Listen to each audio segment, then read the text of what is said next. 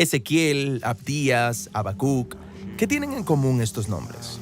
Bueno, son 3 de los 15 profetas que tienen sus propios libros en la Biblia. Y si has intentado leer estos libros, es probable que te hayas perdido en su densa poesía y sus imágenes extrañas.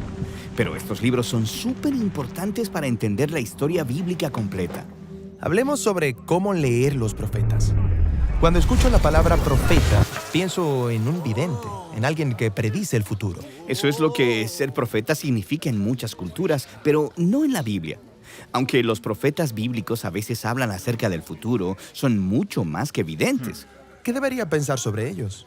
Bueno, fueron israelitas que tuvieron un encuentro radical con la presencia de Dios y fueron comisionados para ir y hablar en nombre de Dios. Como un representante. Sí, ¿y qué era lo que más les importaba? La alianza mutua que existía entre Dios y los israelitas. Sí, la alianza.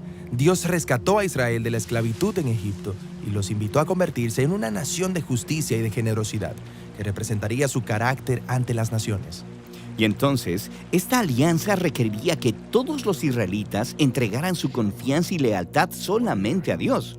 En la Biblia, esta alianza se llama el pacto. Pero los líderes, los sacerdotes, los reyes, desviaron a Israel y quebrantaron el pacto.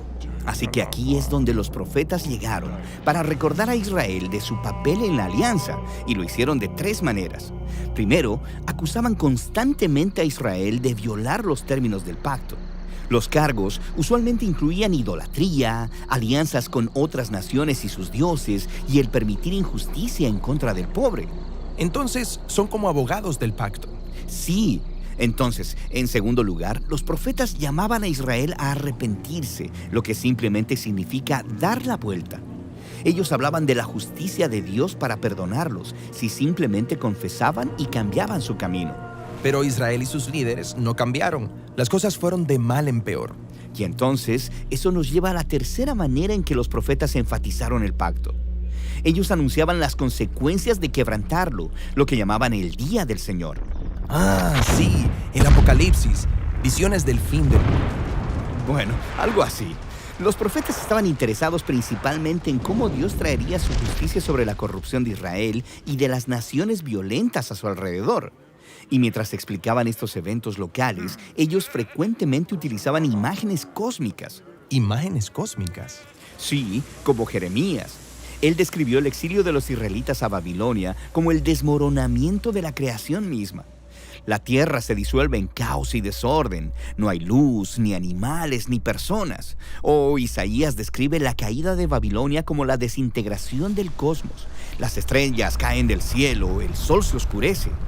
Para los profetas, cuando Dios actúa en la historia humana para traer justicia, es un día del Señor.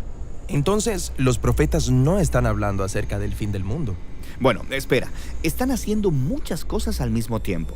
Las imágenes cósmicas muestran cómo estos eventos importantes de su época encajan con la historia más amplia de la misión de Dios de derrocar toda nación corrupta y violenta de una vez por todas. A los profetas les importaba el presente y el futuro, y las imágenes cósmicas les permitían hablar acerca de ambas cosas al mismo tiempo. Entiendo. Entonces, no importa dónde vivas, el día del Señor son malas noticias si eres parte de Babilonia. Pero son buenas noticias si estás esperando el reino de Dios. El día del Señor apuntó al regreso de los exiliados a Jerusalén. Y una vez más, los profetas utilizan poesía cósmica para describirlo.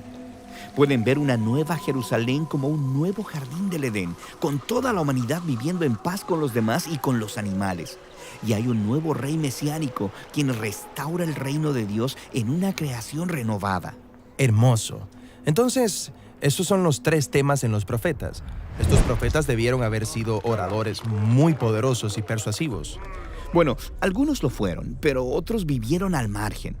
Frecuentemente realizaron actuaciones extrañas y simbólicas en público para comunicar su mensaje, como cuando Ezequiel se acostó sobre la tierra y construyó un modelo de Jerusalén siendo atacado por Babilonia, o cuando Isaías caminó desnudo durante 3 años como símbolo de la humillación del exilio. ¿Y las personas les pusieron atención? No mucho. Las historias en estos libros muestran cómo los profetas eran un grupo minoritario, en su mayoría rechazados por los líderes de Israel, y sus escritos eran una especie de literatura de oposición. La mayoría de las personas los ignoraron. Esto es, hasta que sus advertencias se hicieron realidad en el exilio a Babilonia. Después de eso, las personas empezaron a tomar sus palabras en serio. Sí, las obras de esos profetas tempranos fueron heredadas por profetas tardíos sin nombre que estudiaron intensamente esos textos. Ellos fueron los que ordenaron las escrituras hebreas como las conocemos ahora, incluyendo los libros de los profetas. Bueno, y hay 15 libros de los profetas. Los 3 grandes son Isaías, Jeremías y Ezequiel. Luego hay una colección de 12 obras proféticas más breves, unificadas en un solo rollo. Y en cada uno de esos libros leerás historias acerca de los profetas y sus poemas y visiones, todas arregladas para mostrar el significado cósmico de la historia de Israel, cómo Dios transformará su historia trágica de fracaso y exilio. En una historia de esperanza y restauración para todas las naciones. Y es ese doble mensaje de advertencia profética y esperanza el que importaba tanto a los profetas. Y es un mensaje que todavía necesitamos escuchar hoy.